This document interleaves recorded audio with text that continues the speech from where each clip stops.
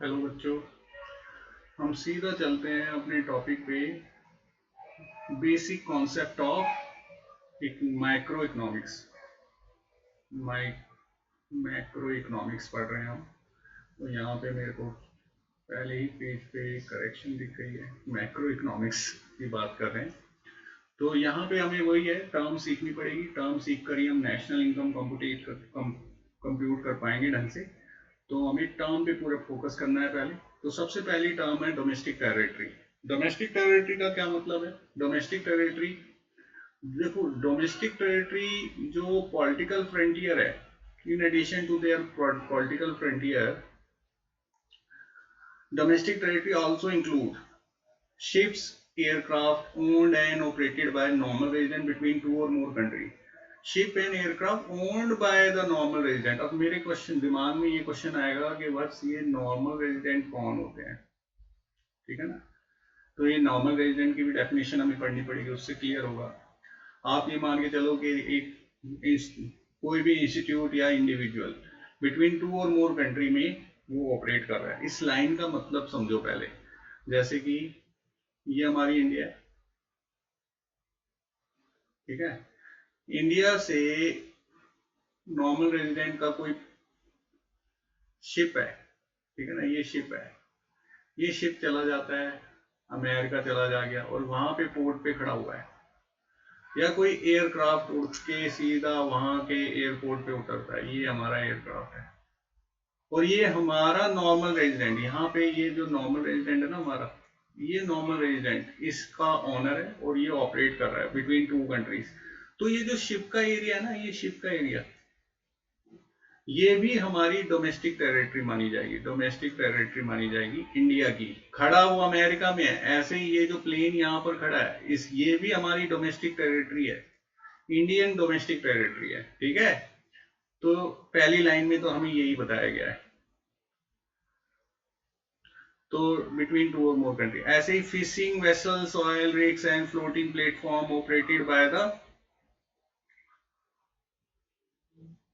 Floating platform operated by resident of a country in the international water. जो international water में खड़े हैं, ठीक है ना?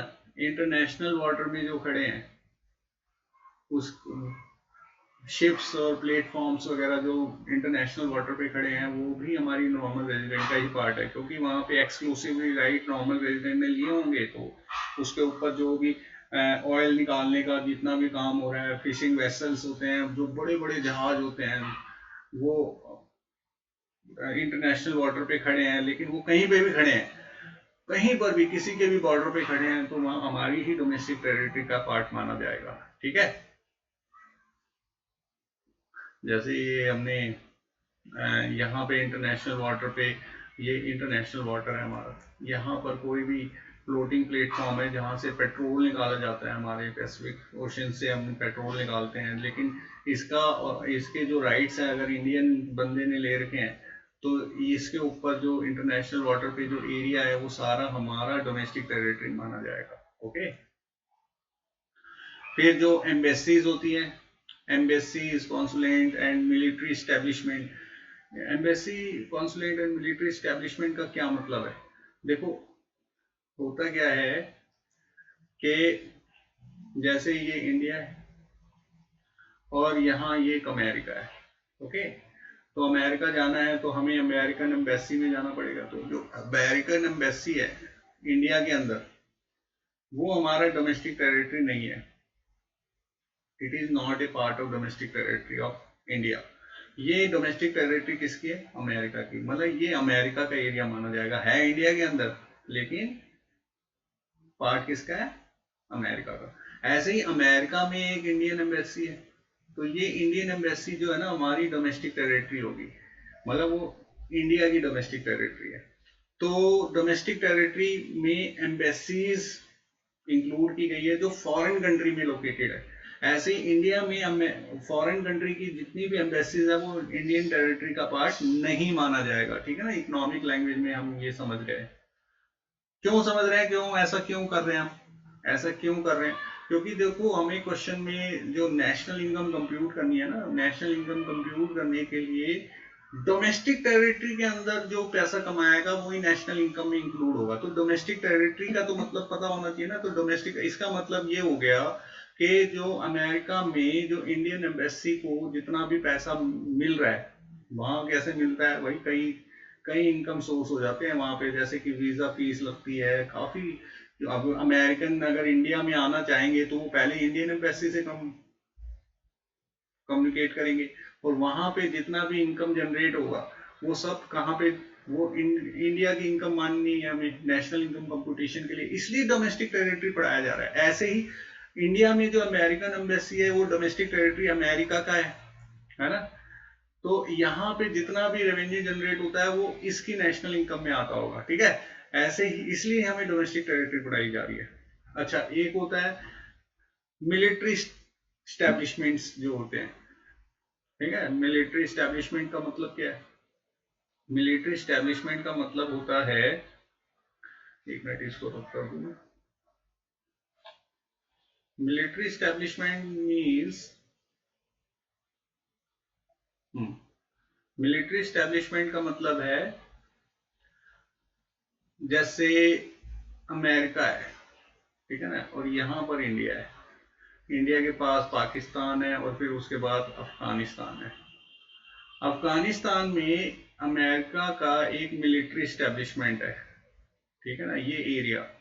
तो ये एरिया अमेरिका माना जाएगा, ठीक है ना, अमेरिका की डोमेस्टिक टेरिटरी मानी जाएगी। आपको याद होगा पाकिस्तान में एबटाबाद में हमने ओसामा बिन लादेन, हमने नहीं, अमेरिका ने मार गिराया था, तो कहा गया था अमेरिका ने अटैक किया। अमेरिका यहाँ से अटैक करने थोड़ा ना आया था, वो तो यहाँ पे मिलिट्री स्टैब्लिशमेंट है, यहाँ से उनका हेलीकॉप्टर उड़ा और पाकिस्तान में चला गया। और कहा गया कि अमेरिका ने अटैक किया है। आया अफगानिस्तान से प्लेन था, और हेलीकॉप्टर जो भी थे ना वो सारे कहाँ से आए थे? वो आए थे अफगानिस्तान से। अमेरिका से तो बहुत दूर पे है। तो ये मिलिट्री स्टैब्लिशमेंट है, ये किसकी डोमेस्टिक टेरिटरी है? ये डोमेस्टिक टेरिटरी है अमेरिका की, ठीक है ना। ऐसे ही अमेरिका ने कई कंट्रीज हैं जहां पर ये मिलिट्री स्टैब्लिशमेंट की हुई है। तो जहां जहां उन्होंने की गई है वो उनकी डोमेस्टिक टेरिटरी है। क्या इंडिया ने ऐसा किया हुआ है? यस, हाँ, इंडिया ने भी किया हुआ है। इंडिया ने यहाँ पे भूटान है ना, भूटान, भूटान जो देश है उसके यहाँ पर मिलिट्री स्टैब्लिशमेंट की हुई है। मिलिट्री स्टैब्लिशमेंट की हुई है क्यों? क्योंकि यहाँ पे चाइना तंग करता रहता। अभी डोकलाम का जो केस आया था उसमें क्या हुआ था, हमने इंडियन मिलिट्री यहाँ पे खड़ी हुई थी, तो इंडियन टेरिटरी मानी जाएगी ये। तो डोमेस्टिक टेरिटरी इंडिया में। ऐसे ही हमने श्रीलंका में भी मिलिट्री स्टैब्लिशमेंट की हुई है। तो श्रीलंका का वो पार्ट जहाँ पे इंडिया ने मिलिट्री स्टैब्लिशमेंट की गई है वो सारी क्या है, डोमेस्टिक टेरिटरी ऑफ इंडिया मानी जाएगी। तो मिलिट्री स्टैब्लिशमेंट का मतलब मेरे हिसाब से आपको समझ आ गया होगा। और embassy, consulate and military establishment, country located abroad, जो फॉरेन कंट्री में हमारी एम्बेसीज हैं और फॉरेन कंट्री में जो हमारे मिलिट्री स्टैब्लिशमेंट्स हैं वो सारी डोमेस्टिक टेरिटरी हमारी इंडिया की मानी जाएगी। फॉरेन कंट्री में जो एम्बेसी इंडियन है वो हमारी डोमेस्टिक टेरिटरी है, और डज नॉट इंक्लूड, वही अभी जो हमने बात की कि embassy, consulate and military establishment of foreign country, foreign country की एम्बेसी और मिलिट्री स्टैब्लिशमेंट जो इंडिया के अंदर हो रखी है वो हमारी डोमेस्टिक टेरिटरी का पार्ट नहीं होगा। ऐसे international organisation like UNO, WHO etcetera located within the geographical boundary of a country. तो हमारी जियोग्राफिकल बाउंड्री में जो इंटरनेशनल ऑर्गेनाइजेशन है, यूएनओ, यूएनओ की United Nation Organisation, world health organisation के ऑफिसेज हैं, ये हमारी डोमेस्टिक टेरिटरी का पार्ट नहीं होगा। क्यों नहीं होगा? ये सोशल वेलफेयर के लिए इनका ऑफिसेज है ना, हर कंट्री में बने होते हैं, तो इसके लिए इनको हमारी डोमेस्टिक टेरिटरी का पार्ट नहीं मानना है, ठीक है। ओके, आगे चलते हैं। फिर हम पढ़ेंगे नॉर्मल रेजिडेंट। देखो हमने पहले भी बताया कि नॉर्मल रेजिडेंट का हर जगह नॉर्मल रेजिडेंट की इनकम को ही नेशनल इनकम में डालना है। तो नॉर्मल रेजिडेंट कौन है? Normal resident refers to the individual, individual जो हम जैसे लोग हैं, हार्ड मास के व्यक्ति जो है, और इंस्टीट्यूशन मतलब जो कंपनीज है, ठीक है ना, जो कंपनीज है वो भी नॉर्मल रेजिडेंट, मतलब इंडिविजुअल के साथ साथ इंस्टीट्यूशन भी नॉर्मल रेजिडेंट्स को कवर करता है। Who ordinary reside in that country, and whose centre of economic interest also lie in that country. देखो जो नॉर्मली रहता है जनरली 1 साल से ज्यादा जो रह रहा है इंडिया के अंदर वो नॉर्मल रेजिडेंट हो जाता है। और उसके साथ साथ ये प्लस है, दो कंडीशन है, reside in country and economic interest. Economic interest मतलब उसका जो जीविका के साधन है, जो कमाने खाने पीने के जो साधन है उसी कंट्री में लाए करते हैं। तो दोनों कंडीशन अगर पूरी हो रही है तो उसको कहेंगे कि वो नॉर्मल रेजिडेंट है। तो नॉर्मल रेजिडेंट में क्या फॉरनर कोई एक नॉर्मल रेजिडेंट हो सकता है? बिल्कुल हो सकता है। अगर वो यहीं रह रहा है और यहीं जॉब कर रहा है, खा पी रहा है, कमा रहा है, खा रहा है, तो वो भी एक नॉर्मल रेजिडेंट है। अच्छा, नॉर्मल रेजिडेंट की डेफिनेशन में कोई बर्थ से रिलेटेड नहीं है कि पैदा होना जरूरी है, नहीं, फॉरनर भी नॉर्मल रेजिडेंट ऑफ इंडिया हो सकता है। ऐसे ही फॉरेन की कई कंपनियां हैं जो यहाँ पर कर रही है, वो नॉर्मल रेजिडेंट होगा, काम कर रही है ना, इंस्टीट्यूशंस जो काम कर रहे हैं और 1 साल से ज्यादा हो गया है और प्लस उनके इकोनॉमिक इंटरेस्ट भी इसी कंट्री में है, तो वो आपके नॉर्मल रेजिडेंट ही ट्रीट किए जाएंगे। तो ऐसे कौन सी चीजें हैं जो नॉर्मल रेजिडेंट नहीं माने जाएंगे, not included in this definition? तो पहले फॉरेन टूरिस्ट, अब फॉरेन टूरिस्ट आया इंडिया में घूमने आया, विजिटर्स आ रहे हैं, तो क्या वो नॉर्मल रेजिडेंट माने जाएंगे? बिल्कुल नहीं, वो नॉर्मल रेजिडेंट नहीं माने जाएंगे, क्योंकि उनके इकोनॉमिक इंटरेस्ट थोड़ा है, वो तो विजिटर्स हैं और ना ही वो रह रहे हैं। दोनों कंडीशन में से कोई भी कंडीशन फुलफिल नहीं कर रहे फॉरेन टूरिस्ट। अगर मान लो कोई फॉरेन टूरिस्ट के नाम पे आया और यहीं रहने लग गया और फिर इकोनॉमिक इंटरेस्ट, फिर वो नॉर्मल रेजिडेंट हो जाएगा, ठीक है ना। तो जब तक वो घूम फिर रहा है तब तक तो वो हमारे नॉर्मल रेजिडेंट की डेफिनेशन में नहीं आएगा। ऐसे ही foreign staff of embassy official diplomats, ठीक है, फॉरेन स्टाफ, अब जो एम्बेसीज बात कर रहे हैं हम इंडिया में, जैसे कि इंडिया में एम्बेसी है ना, ये इंडिया में एक एम्बेसी है, अब इसमें अमेरिकन एम्बेसी है, तो अमेरिकन ही एम्बेसीज के एम्बेसडर्स होंगे और फॉरेन स्टाफ होगा इसमें। तो वो इंडिया के अंदर उसकी एम्बेसी है, तो वो नॉर्मल रेजिडेंट इंडिया के नहीं माने जाएंगे, वो अमेरिका के नॉर्मल रेजिडेंट है। ऐसे ही अमेरिका के अंदर एम्बेसीज में हमारे बंदे काम कर रहे हैं, तो वो हमारी इंडिया के नॉर्मल रेजिडेंट माने जाएंगे, ठीक है। तो इसका मतलब ये है। ऐसे ही international organisation like UNO, WHO, ये तो हमने पढ़ लिया था यार, ये क्या पढ़ लिया है ना, फॉरेन टू ऑफिशियल, यूएनओ के मेंबर जो हैं वो भी हमारी नॉर्मल रेजिडेंट में नहीं आते। एम्प्लॉइज ऑफ इंटरनेशनल ऑर्गेनाइजेशन जैसे यूएनओ, यूनिसेफ, इनके जो एम्प्लॉइज हैं वो भी हमारी इंटरनेशनल ऑर्गेनाइजेशन। और crew member of foreign vessels, foreign vessels के साथ क्या समस्या होती है? देखो, जैसे फॉरेन वेसल्स बहुत बड़े जहाज होते हैं, ये एक बार जब पोर्ट पे खड़े हो जाते हैं ना तो कई महीनों तक खड़े रहते हैं।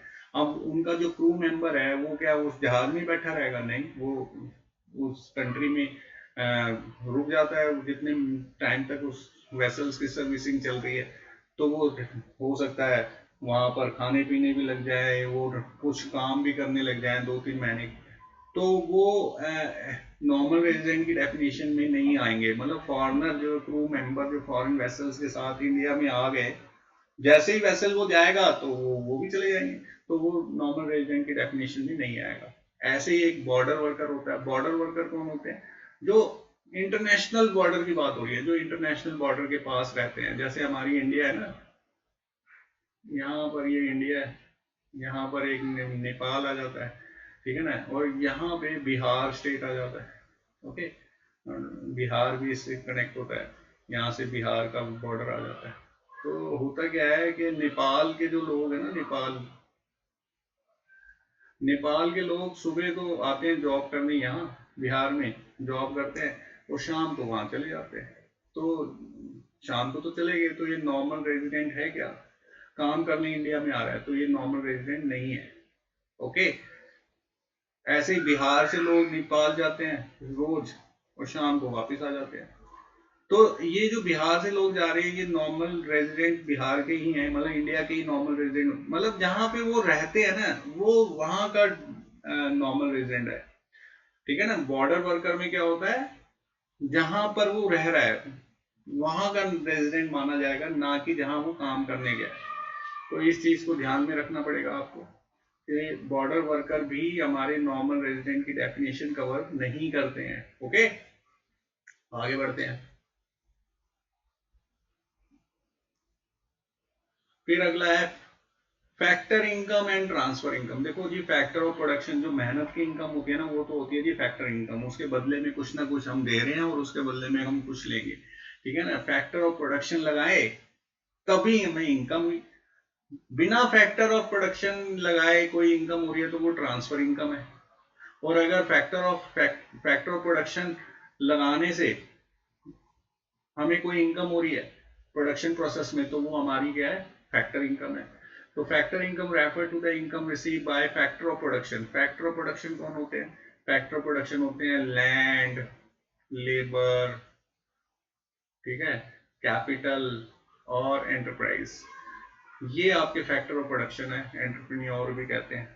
और रेंडरिंग फैक्टर सर्विसेज, देखो सर्विस रेंडर करना पड़ेगा, कुछ काम करा उसके बदले में जो मिल रहा है, दैट इज फैक्टर इनकम। तो फैक्टर इनकम और ट्रांसफर इनकम क्यों पढ़ाया जा रहा है? क्योंकि जो फैक्टर इनकम होती है ना, वही नेशनल इनकम में आती है, ठीक है। नेशनल इनकम में कंप्यूटेशन होगी, नेशनल इनकम में कंप्यूट करने के लिए हम फैक्टर इनकम पढ़ा रहे हैं। एक ट्रांसफर इनकम है, refer to income receive without rendering any productive service in return. मतलब सिर्फ रिसीट कॉन्सेप्ट है, मिल रहा है। देखो ये अर्न किया जा रहा है, यहाँ पे मेहनत हो रही है, अर्न हो रहा है, यहाँ पे सिर्फ रिसीट होता है। सर ऐसी कौन सी इनकम होती है जो सिर्फ रिसीट होती है बिना किसी मेहनत के? यार ऐसा होता है, डोनेशन मिलती है ना कंट्री को या किसी इंडिविजुअल को, तो वो आपकी क्या है, ट्रांसफर इनकम है। एक स्कॉलरशिप भी मिलती है ना, स्कॉलरशिप, ठीक है, ये भी हमारी क्या है, ट्रांसफर इनकम है। और पेंशन मिलती है, family pension, not pension, family pension. जो फैमिली पेंशन होती है, जैसे कि बंदा रिटायर हो गया तो पेंशन मिलेगी, और रिटायरमेंट उसकी डेथ के बाद उसकी फैमिली मेंबर्स को पेंशन मिलती है, तो वो फैमिली पेंशन जो होती है वो भी क्या होती है, transfer. Pension is not a transfer income, pension तो फैक्टर इनकम ही होती है, क्योंकि उसने पास्ट में उसकी सर्विस की हुई है और उसके बदले में मिल रहा है, तो pension is a factor income. But transfer income में फैमिली पेंशन आएगी, ओके। ये छोटी छोटी बातें हैं जो हमें अच्छी तरह से सीखनी है। तो ट्रांसफर इनकम और फैक्टर इनकम की बात हमने कर ली, तो क्यों ना इसमें डिफरेंशिएट भी किया जाए, ठीक है ना। ये मैं थोड़ा सा ठीक कर दूं इसको, चलो ये बाद में हो जाएगा, ठीक। तो हम पढ़ेंगे factor income and transfer income में डिफरेंस। तो फैक्टर इनकम कौन सी होती है? Factor income receive by factor production for rendering productive service, ये अभी हमने पढ़ा। अब income receive without without rendering any productive service in return, कोई बिना प्रोडक्टिव सर्विस किए, है ना, हमें मिल रहा है। अच्छा, ये नेशनल इनकम और डोमेस्टिक इनकम दोनों में इंक्लूड होती है ना। नेशनल इनकम में भी आएगा, डोमेस्टिक इनकम जो घरेलू आय होती है उसमें भी इंक्लूड होगी। ये ना तो नेशनल इनकम में आती है और ना ही डोमेस्टिक इनकम में आएगी, ओके। ये फैक्टर इनकम जो होती है अर्निंग कॉन्सेप्ट है भाई, मेहनत की कमाई है। यहाँ पे रिसीट कॉन्सेप्ट है, केवल एक ही होता है। देखा जाए तो ये बायलिटरल होता है, ये यूनिलिटरल होता है। बायलिटरल मतलब दो तरफा, एक बंदा काम कर रहा है, एक बंदा उसको पेमेंट कर रहा है, ऐसे दो तरफा। जबकि यहाँ पे यूनिलिटरल रिसीट्स होती हैं, ये केवल लेना है, देना तो कुछ है ही नहीं, तो ले ही लो बस। ट्रांसफर इनकम मतलब फ्री की इनकम आ रही है। Receive by the factor of production, जैसे लैंड के बदले में रेंट मिलेगा, लेबर के बदले में वेजेस मिलेगा, कैपिटल को इंटरेस्ट मिलेगा और एंटरप्राइज को प्रॉफिट मिलेगा। और यहाँ receive by house hold and government, ये फैक्टर ऑफ प्रोडक्शन रिसीव करते हैं, यहाँ पे गवर्नमेंट और हाउस होल्ड रिसीव करते हैं। और इसमें स्कॉलरशिप मिलती है, ओल्ड एज पेंशन मिलती है, अनएम्प्लॉयमेंट अलाउंस मिलते हैं, ठीक है, गुड। तो ट्रांसफर इनकम और फैक्टर इनकम आप अच्छी तरह से समझ गए होंगे। नेक्स्ट हम चलते हैं final goods and intermediate goods. Final goods और इंटरमीडिएट में क्या अंतर है? देखो भाई, फाइनल गुड्स और intermediate goods, final goods they which are either for consumption और इन्वेस्टमेंट। देखो, या तो आप कंजम्पशन के लिए रेडी हो या फिर उसको इन्वेस्ट करने के लिए रेडी हो, दो काम हो सकते हैं, ठीक है। तो फाइनल गुड्स क्या है? या तो आप कंजम्पशन के लिए रेडी हो उसको, ईदर फॉर कंजम्पशन और फॉर इन्वेस्टमेंट। मतलब ये कंजम्पशन और इन्वेस्टमेंट का क्या मतलब निकल के आ रहा है, तो ये ध्यान देखो।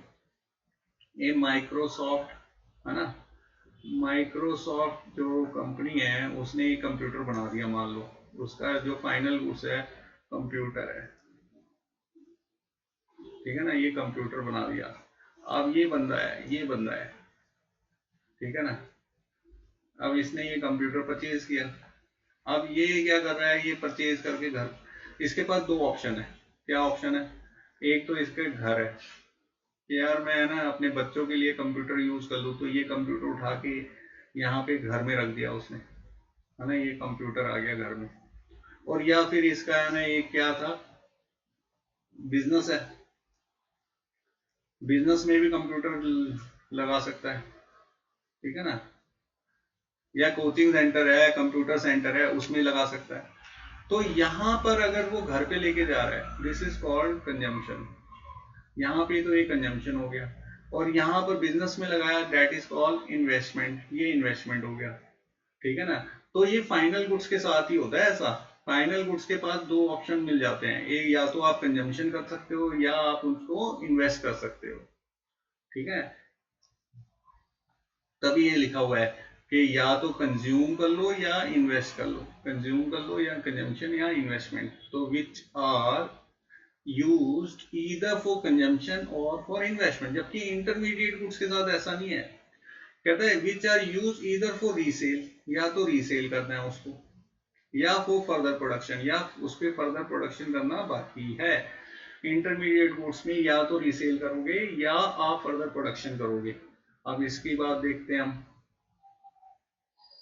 देखो, आपने ये आपकी, जैसे मिल्क है, मिल्क की बात करें, ठीक है ना। मिल्क में आपने क्या करा, इसको, आपकी कोई डेयरी है, ठीक है ना, तो डेयरी में आपने मिल्क लिया, बहुत सारा मिल्क रख लिया, बहुत सारा मिल्क है, ठीक है ना। ये क्यों रखा है डेयरी वाले ने? क्योंकि इसको आगे बेचना है, ये रीसेल करना है इसे, है ना, रीसेल करना है, बंदों को रीसेल करना है। तो यहाँ पर ये इंटरमीडिएट गुड्स है, ओके। और एक काम ये भी हो सकता है कि स्वीट वाले जो होते हैं, मिठाई की दुकान वाले, ये भी मिल्क ले लेते हैं और मिल्क में उसको फर्दर प्रोडक्शन करेंगे, फर्दर प्रोडक्शन करेंगे, मिल्क से उसने बर्फी बना दी, है ना, फिर उसको सेल कर रहे हैं, तो इस पे काम होना बाकी है, ठीक है। तो आपकी ये मिल्क इंटरमीडिएट गुड्स हो गई। लेकिन एक ऑप्शन और हो सकता है, क्या हो सकता है कि भाई ये जो मिल्क है ना, ये बंदा गया अपने घर में ले आया, है ना, ये घर में आ गया मिल्क, और मिल्क में यहाँ पे कंज्यूम कर लिया सीधा। जैसे वो कंज्यूम करा फॉर डायरेक्ट सेटिस्फेक्शन, वो डायरेक्ट सेटिस्फेक्शन है ना, तो यहां पर ये मिल्क क्या बन गया, अब फाइनल गुड्स। देखो भाई, अगर गुड्स को आप कंज्यूम कर रहे हो तो वो फाइनल हो गया, लेकिन उसी गुड्स को अगर आपने रीसेल के लिए लिया है या फर्दर प्रोडक्शन के लिए लिया है तो वो इंटरमीडिएट गुड्स हो गया, ठीक है ना। तो आपको ये अच्छी तरह से समझना पड़ेगा, क्योंकि इस पे छोटे छोटे क्वेश्चन बना देते हैं कि ये बताओ फाइनल गुड्स है या इंटरमीडिएट गुड्स है। तो इस पे छोटे छोटे क्वेश्चन बनने वाले हैं, तो इसको ध्यान में रखना। अगर आप ध्यान से पढ़ रहे हो तो आपको इसमें कोई कंफ्यूजन तो नहीं आएगी अब। तो final goods and intermediate goods, final goods refer to those good which are used either for consumption or for investment, or intermediate which are used either for resale or further production, okay। तो final goods और intermediate goods में क्या अंतर है? पहला, either for consumption और investment. ये भाई ये कीवर्ड्स हैं, इन कीवर्ड्स को यूज करना पड़ेगा, अदरवाइज नंबर नहीं मिलेगा। इको में नंबर इसलिए कम आते हैं क्योंकि हम कीवर्ड यूज नहीं करते, तो कीवर्ड यूज करो और देखो नंबर आएंगे आपके। और ईदर फॉर रीसेल और फर्दर प्रोडक्शन, तो इंटरमीडिएट हो जाता है। इंक्लूड बोथ, ये है ना, नेशनल इनकम और डोमेस्टिक इनकम में इंक्लूड होती है फाइनल गुड्स का। देखो अगर हम देखें तो फाइनल गुड्स के प्राइस को ही हम नेशनल इनकम में इंक्लूड करते हैं, यहाँ पर इंटरमीडिएट गुड्स को इंक्लूड नहीं किया जाता, ठीक है ना। इंटरमीडिएट गुड्स इंक्लूड नहीं होती, वो तो एक्सक्लूड कर देते हैं अगर इंक्लूड हो गई हो तो, आगे हम देखेंगे। They are ready to use by their final user, ये फाइनल गुड्स तो रेडी फॉर यूज है, फॉर, और यूज किस किस के लिए है? कंजम्पशन के लिए या इन्वेस्टमेंट के लिए। They are not ready for use, इस पे तो फर्दर प्रोडक्शन होना बाकी है या रीसेल कर देंगे हम इसको, ठीक है। They have gross their production, cross लिखना चाहिए, क्रॉस क्या लिख दिया, cross cross their production boundary, है ना, they have cross their production boundary, production boundary तो क्रॉस हो जाती है, ये जो फैक्ट्री है ना भाई, फैक्ट्री के बाहर आ जाता है फाइनल गुड्स, तो प्रोडक्शन बाउंड्री को क्रॉस कर लेता है, लेकिन ये with in the production boundary, इस पे तो फर्दर प्रोडक्शन वहाँ बाकी होता है, तो इसलिए ये प्रोडक्शन बाउंड्री क्रॉस नहीं कर पाती। Milk purchase by household for consumption, car purchase, ये एग्जाम्पल हो गए कि हाउस होल्ड ने अगर मिल्क परचेज किया फॉर कंजम्पशन तो वो फाइनल गुड्स माना जाएगा, जबकि inter milk use as a dairy shop for resale, तो ये आपकी रीसेल होगी, रीसेल करना है तो हमारा इंटरमीडिएट गुड्स होगा। तो फाइनल और इंटरमीडिएट में इतना ही है। आगे चलते हैं, कंजम्पशन गुड्स और कैपिटल गुड्स। कंजम्पशन गुड्स वही फाइनल गुड्स का ही थोड़ा सा झलक मिलता है, ठीक है ना। कंजम्पशन गुड्स इसकी लाइफ थोड़ी छोटी होती है, with in a year exhaust हो जाती है या उससे भी कम टाइम पे। कंजम्पशन गुड्स की एक एक्सपायरी लाइफ होती है, 2-3 महीने में खत्म। Capital goods more than a year. Capital goods मतलब मशीन्स वगैरह जो हमें प्रोडक्शन में हेल्प करती है, इससे हमारी कैपेसिटी इंक्रीज हो जाती है। अगर हम मशीनें लगा दें, कैपिटल गुड्स लगा दें ना, तो हमारी अर्निंग कैपेसिटी भी बढ़ जाएगी, जबकि कंजम्पशन गुड्स से कोई अर्निंग कैपेसिटी नहीं बढ़ने वाली हमारी। ओके, और इसको हम ऐसे मशीन के बारे में सोच के चलेंगे तो ज़्यादा अच्छी तरह से समझ आ जाएगा, और ये कंजम्पशन गुड्स फाइनल गुड्स के बारे में सोच के चलोगे तो इजीली समझ आएगा। They goods satisfy human want directly, directly satisfy, तो इसे डायरेक्ट डिमांड कहते हैं। डायरेक्ट डिमांड आपको पता है, अपनी डायरेक्ट सेटिस्फेक्शन के लिए, अब मैं गया, मुझे प्यास लग रही है, पेप्सी पी ली, डायरेक्ट डिमांड मेरी पूरी हो गई, तो ये हमारी कंजम्पशन गुड्स। कैपिटल गुड्स होती है ड्राइव डिमांड। ड्राइव डिमांड अपने हमें मतलब such goods human want indirectly satisfy कर रहा है। ये कैसे, मुझे एक फैक्ट्री लगानी है, साइकिल बनानी है, मान लो मुझे साइकिल बनानी है, तो मैं मशीन लगा रहा हूँ साइकिल बनाने के लिए, तो मैं साइकिल तो ना चला रहा हूँ, दूसरे लोग थे, मैंने दूसरों के लिए ये डिमांड की है, तो ये ड्राइव है, ठीक है। जो प्रोड्यूसर होता है ना, वो ड्राइव डिमांड करता है, कंज्यूमर डायरेक्ट डिमांड करता है। They do not promote production capacity, है ना, they help in raising the production capacity. Capital goods तो प्रोडक्शन कैपेसिटी बढ़ा देगा आपकी। Most of the consumption goods have limited expected life, है ना, कंजम्पशन गुड्स की तो एक्सपायरी डेट होती है, जबकि कैपिटल गुड्स की लाइफ 1 साल से तो ज्यादा होती है। वैसे तो कैपिटल गुड्स भी एक्सपायर होती है, एक कोई भी एसेट्स होती है उसकी भी एक एक्सपायरी लाइफ, लेकिन 1 साल से ज्यादा की होती है इनकी, तो ये इंपॉर्टेंट था, ठीक है। अब ग्रॉस इन्वेस्टमेंट, नेट इन्वेस्टमेंट और डेप्रिसिएशन, इसके बारे में डिटेल पढ़ना है हमें। Gross investment in addition to the stock of capital before making allowance of the depreciation, मतलब addition to the stock is called gross investment का मतलब ही एडिशन टू द स्टॉक होता है, ठीक है। तो ये कीवर्ड है, addition to the stock of capital, तो ग्रॉस इन्वेस्टमेंट हो गया। और ग्रॉस क्यों बोल रहे हैं, क्योंकि बिफोर डेप्रिसिएशन है, ठीक है ना। लेकिन जैसे ही हम डेप्रिसिएशन हटाएंगे तो इसी को हम ग्रॉस की जगह नेट लिख देंगे। तो ये याद रखना, ग्रॉस में से अभी हम फॉर्मूला बनाना सीखेंगे ना, तो ग्रॉस में से डेप्रिसिएशन जैसे ही लेस करेंगे तो नेट आने वाला है, तो ये इंपॉर्टेंट फॉर्मूला बन जाएगा। तो इन्वेस्टमेंट मतलब addition to the stock of capital, that's enough. लेकिन अगर उसमें डेप्रिसिएशन लेस नहीं की गई है तो वो ग्रॉस इन्वेस्टमेंट है, और डेप्रिसिएशन लेस हो गई है तो नेट इन्वेस्टमेंट है, बस इतना ही ध्यान देना है। डेप्रिसिएशन का मतलब क्या होता है, fall in the value of assets, है ना, fix asset due to normal wear and tear, passage of time and expected obsolescences. इसका मतलब समझो, नॉर्मल वियर एंड टियर, जैसे कोई भी एसेट अगर हम प्रोडक्शन में लगाते हैं तो वो घिसती है, तो नॉर्मल वियर एंड टियर में उसकी वैल्यू कम हो जाएगी। यार आज मैंने मशीन लगाई, 1-2 महीने में उसकी उतनी वैल्यू थोड़ी ना लगेगी, क्योंकि वो चल रही है तो घिस भी रही है, तो नॉर्मल वेयर एंड टियर कहते हैं उसे। पासेज ऑफ टाइम का मतलब होता है, मान लो कोई एसेट खरीद लिया आपने और उसको मान लो यूज भी नहीं किया, लेकिन टाइम टाइम पास होता है तो उसकी वैल्यू रिड्यूस होगी होगी, ठीक है। तो टाइम के बीतने के साथ एसेट्स की वैल्यू भी कम होती जाती है। ऐसे ही एक्सपेक्टेड ऑब्सोलेंसेस मतलब टेक्नोलॉजिकल एडवांसमेंट आ जाती है, तो पुरानी टेक्नोलॉजी ऑब्सलीट हो जाती है, उसकी वैल्यू कम हो जाती है, वो भी हमारी डेप्रिसिएशन ही होती है, ठीक है ना। अब जैसे कि फोन है, फोन के साथ तो बहुत ऐसा कुछ होता है, 50,000 का फोन लिया, 1 महीने बाद उस फोन में जो टेक्नोलॉजी, उसकी अपग्रेड टेक्नोलॉजी आ गई, तो जो एग्जिस्टिंग फोन था ना जो हमारे हाथ में, उसकी वैल्यू मार्केट में उतनी नहीं रहेगी जितनी होनी चाहिए थी। तो ये टेक्नोलॉजिकल एडवांसमेंट की वजह से ऐसा हुआ, ठीक है ना, तो ये उसे कहते हैं एक्सपेक्टेड ऑब्सोलेंसेस। तो डेप्रिसिएशन का दूसरा नाम कंजम्पशन ऑफ फिक्स कैपिटल भी होता है। जब हम क्वेश्चंस करेंगे तो वहां डेप्रिसिएशन नहीं लिखा होगा, वहां कंजम्पशन ऑफ फिक्स कैपिटल लिखा होगा, तो आपको समझ जाना है कि ये डेप है। ओके, तो डेप्रिसिएशन मतलब कंजम्पशन ऑफ फिक्स कैपिटल क्या होता है, refers to the fall in the value of fix asset due to normal wear and tear, passes of time, expected obsolescences, gross value, net value plus depreciation. अभी हमने अभी सब सिखाया था ना, अभी अभी अभी पिछली बात की थी, क्या थी कि नेट कैसे निकलता है, नेट निकलता है ग्रॉस में से अगर हम डेप्रिसिएशन माइनस कर दें, और ये ग्रॉस को उल्टा पुल्टा कर दो, ये डेप्रिसिएशन माइनस का इस साइड ले जाओ, तो ये फॉर्मूला बन गया gross equal to net value plus depreciation. तो ये इंपॉर्टेंट है, अभी यूज होने वाले हैं सब कुछ, ठीक है, जो प्रैक्टिकल करेंगे हम।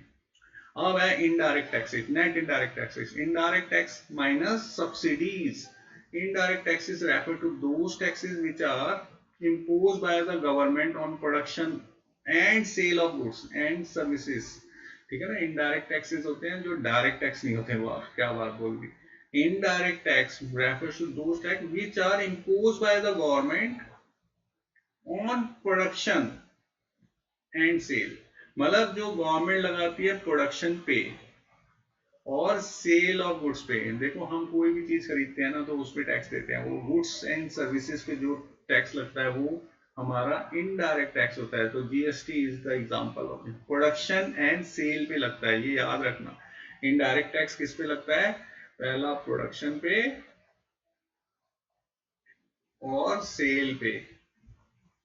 ओके, प्रोडक्शन एंड सेल पे लगता है। सब्सिडीज क्या होती है, इकोनॉमिक असिस्टेंस होती है जी। सब्सिडीज क्या होती है, इकोनॉमिक असिस्टेंस मतलब कैश बेनिफिट। इकोनॉमिक असिस्टेंस मतलब कैश बेनिफिट्स होते हैं, मतलब गवर्नमेंट देती है कि आप काम करो, आपको पैसे हम देंगे, है ना, आपको नुकसान नहीं होने देंगे, तो that is called economic assistance. जब भी अब जैसे कि इकोनॉमिक गवर्नमेंट है ना, इलेक्ट्रिक व्हीकल आजकल का इलेक्ट्रिकल व्हीकल पे सब्सिडीज दे रही है गवर्नमेंट। क्यों दे रही है भाई, गवर्नमेंट की इंटेंशन है कि सब लोग इलेक्ट्रिक व्हीकल ही चलाएं क्योंकि पोल्यूशन ज्यादा हो रहा है। तो उसके लिए क्या कर रही है गवर्नमेंट, जैसे एक समझाता हूं मैं, इसमें क्या होता है, जैसे कि ये कंपनी है अब, और ये कंज्यूमर है, ये इलेक्ट्रिक व्हीकल बनाया है इसने, ठीक है ना, ये व्हीकल आ गया, कार आ गई भाई, या थार आ गई, चलो इलेक्ट्रिक व्हीकल आ गया। अब इसकी इलेक्ट्रिक व्हीकल की है ना कॉस्ट कंज्यूमर के लिए बहुत ज्यादा महंगी है, तो वो सोचेगा कि भाई मैं नहीं ले रहा, ये नहीं ले रहा। तो गवर्नमेंट ऑफ इंडिया क्या कहती है कि यार आप है ना इसको सस्ता दे दो, मतलब चीप रेट पे दो। इस कार का प्राइस जैसे है ना, ये 5 लाख की कार है, 5 लाख की तो वैसे कोई इलेक्ट्रिक कार है नहीं, लेकिन एग्जांपल लेते हैं, 5 लाख की कोई कार है, ये कह रहा है कि नहीं ये तो बहुत महंगी है, तो गवर्नमेंट कहती है इस कंपनी को कि आप है ना ऐसे करो कि इसको है ना ये 3 लाख में दे दो। तो ये कंपनी वाला कहेगा कि पागल हो गया मैं जो 3 लाख रुपए दे दूंगा। तो गवर्नमेंट कहती है ये जो 2 लाख रुपए है ना, ये 2 लाख रुपए आपको घाटा नहीं होने देंगे, 2 लाख गवर्नमेंट देगी। तो इसको हम कहते हैं सब्सिडीज, ये सब्सिडीज देते हैं। तो इसमें क्या होगा कि ये कार बिकेगी, ये कंज्यूमर 3 लाख में खरीदेगा, लेकिन जो कंपनी को लॉस हो रहा है वो कैश असिस्टेंस, कैश बेनिफिट सीधा कौन दे देगी, गवर्नमेंट। तो दिस इज कॉल्ड सब्सिडीज, ये सब्सिडीज होती है। ओके, हाँ, तो सब्सिडीज आपको मिल गई। ओके, तो economic assistance given by the government, okay ना, गवर्नमेंट दे रही है भाई, ले लो। अभी आजकल इलेक्ट्रिक व्हीकल में जैसे आप बाइक खरीदते हो तो 20,000 रुपये सस्ती दे देते हैं, 1.5 लाख की बाइक 1 लाख की इसमें मिल जाती है। तो गवर्नमेंट दे रही है, कोशिश कर रहे हैं कि लोग ज्यादा से ज्यादा इलेक्ट्रिक व्हीकल खरीदे, इसलिए गवर्नमेंट असिस्टेंस होती है। ठीक है, बड़ी इंडस्ट्री खोलने के लिए भी गवर्नमेंट सब्सिडीज देती है, ये तो बहुत सी स्कीम्स हैं, उनके बारे में नहीं पढ़ना हमें, हमें तो सब्सिडीज का मतलब पढ़ना है कि सब्सिडीज क्या होती है। ये इकोनॉमिक असिस्टेंस होता है, मतलब कैश बेनिफिट्स होते हैं। By the government to the firm, firm को दिया था ना, and household, household को भी, हाउस होल्ड को ये जो एलपीजी गैस होती है उस पर भी सब्सिडीज मिलती थी, अभी हाल फिलहाल तो बंद है लेकिन मिलती है, with the motive of general welfare, मतलब वेलफेयर के लिए काम करने हैं, तो वेलफेयर हो लोगों का, इसलिए सब्सिडीज दी जाती है। ओके, फिर है net factor income from abroad. Net factor income from abroad में से टू पेड टू अब्रॉड, देखो इसका मतलब क्या है, ये इंडिया, ये अमेरिका, वहां मेरी अमेरिका ज्यादा चाहत वाली हो गई, तो हम इंडियंस लोग गए वहां काम करके लेके आए, तो इसको हम कहेंगे फ्रॉम, है ना। ऐसे ही अमेरिकन्स भी हैं, अमेरिकन्स यहाँ आए और पैसा कमा के चले गए, तो ये पेड टू अब्रॉड है। मान लो 1000 रुपये कमा के आए और ये 2000 हमने बाहर दे दिया, मतलब अमेरिकन ज्यादा कमा के लेके जाते हैं इंडिया से, तो net factor income from abroad कितना होगा, फ्रॉम में से 2 माइनस करना है, तो 1000 होगा, ठीक है ना, तो माइनस में आ रहा है, net factor income from abroad minus में आ रहा है, तो यही बताया हुआ है इसमें कि नेट फैक्टर फ्रॉम अब्रॉड पे टू अब्रॉड का जो डिफरेंस होगा net factor income from abroad. तो नेशनल इनकम जब हम निकालते हैं ना, तो नेशनल इनकम जब हम निकालेंगे तो उसमें डोमेस्टिक इनकम जो होगी उसमें net factor income from abroad जोड़ेंगे तभी नेशनल होगा, मतलब घरेलू इनकम में से, इनकम में net factor income from abroad जोड़ेंगे तब नेशनल इनकम, तो ये वेरी इंपॉर्टेंट फॉर्मूला है जो अभी अभी आपको दिख रहा है, national income equal to domestic income plus net factor income from abroad. National income को एनएनपी एट एफसी कहेंगे, एनएनपी एट एफसी मतलब net national product at factor cost, और डोमेस्टिक इनकम को एनडीपी एट एफसी कहेंगे, net domestic product at factor cost, और उसमें net factor income from abroad जोड़ना है, डोमेस्टिक इनकम में net factor income from abroad जोड़ेंगे तो नेशनल आएगा, ठीक है ना। तो ये फॉर्मूला आपको बहुत अच्छे से याद करना पड़ेगा, तो इतना पढ़ लो, इतना करके अब हम प्रैक्टिकल क्वेश्चंस पे आ जाएंगे, नेक्स्ट वीडियो होगा सिर्फ प्रैक्टिकल का, उसमें मैं प्रैक्टिकल समझाऊंगा कि कैसे हम पहुंचेंगे प्रैक्टिकल तक, ठीक है ना। तो आज के लिए इतना बहुत ही है, बाय।